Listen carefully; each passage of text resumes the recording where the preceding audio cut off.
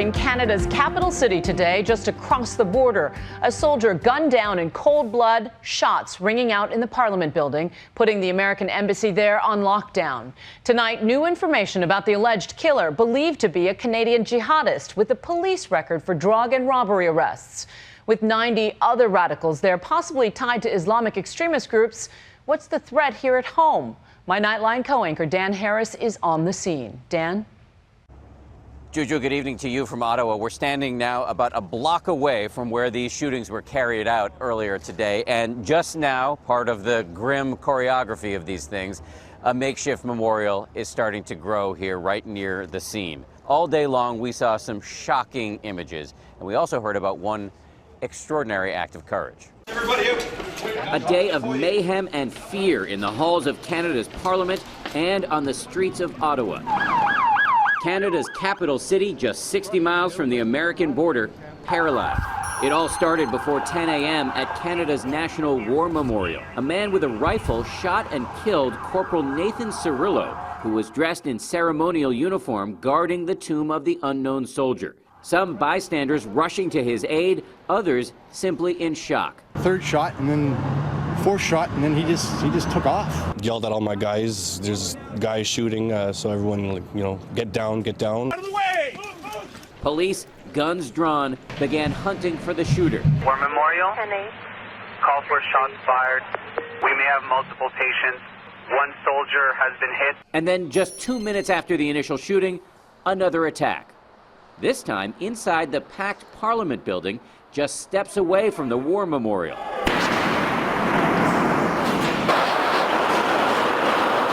Reporter Josh Wingrove holding onto his camera through all of it. So we heard gunshots come up from there, and sort of ducking my head down the hallway, you saw the smoke from gunfire. You could smell it almost instantly. Members of Parliament barricading doorways with chairs and tables. 2 rapid-fire bursts of gunfire were heard just outside our room, and at that point we just barricaded the room. Police swarming rooftops, Here's the wall right now. sweeping the government complex, some workers huddling in the dark, others scrambling to safety. Meanwhile, the Prime Minister, Stephen Harper, who was in the building at the time, was whisked away to an undisclosed location. The rampage in the Parliament building finally ended when Sergeant-at-Arms Kevin Vickers shot and killed the gunman. Lawmakers taking to Twitter to praise Vickers as a hero. As police tried to figure out how many gunmen were on the loose and in how many locations, much of the city went into lockdown, including the heavily fortified U.S. Embassy. For hours, people were ordered off the streets and away from windows as officers swarmed the city center. They went building to building, clearing shops and ushering people to safety. Okay, come on out. Okay, straight down along the side of the building. Hug the building, please. This is an ongoing operation. We are asking members of the public to stay away from the downtown core. The lockdown still in place when we arrived in Ottawa in the late afternoon. You can tell we're in an area that is going through an emergency. We're seeing ambulances, paramedics, and just police all over the place. Most of the streets blocked off. It's going to be hard for us to even get close to the scene at this point. And then, shortly after President Obama weighed in from Washington, D.C., we don't yet have all the information about what motivated the shooting. a major development. We learned the name of the suspected shooter, Canadian Michael Zahaf Bibeau. Sources telling ABC News he was 32 years old, born in Canada, and a recent convert to Islam. Investigators in Canada and America immediately began hunting for clues on the suspect. Today's attack came at a time of heightened alert here in Canada. Just 2 days ago, a man who had been on a terror watch list here and who had boasted of his ties to ISIS targeted 2 Canadian soldiers in Quebec. After laying in wait for 2 hours, he used his car to run the soldiers down, killing one of them and wounding the other. He was shot and killed after flipping his vehicle during a high-speed chase, and this knife was recovered at the scene.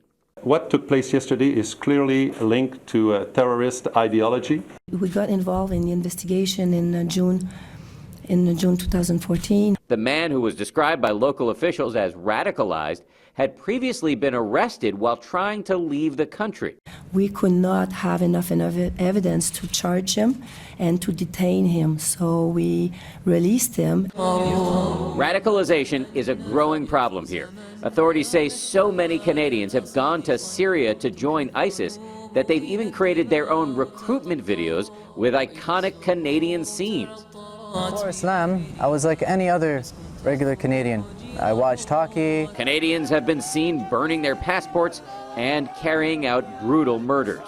And the internet has been brimming with ISIS propaganda videos with calls to kill Canadians along with other allies of the U.S.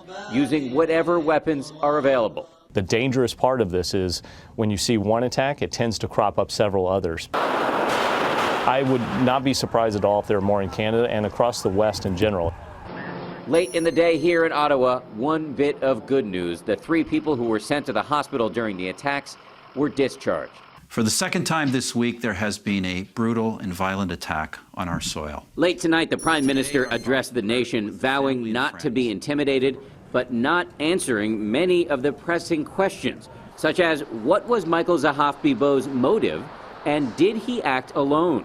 We will learn more about the terrorist and any accomplices he may have had.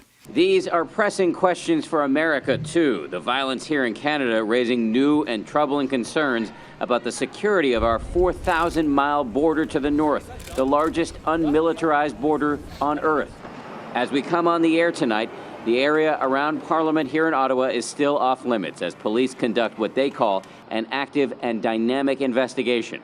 And this country, so new to this kind of violence, is dealing with shock, uncertainty, and some serious soul-searching to come.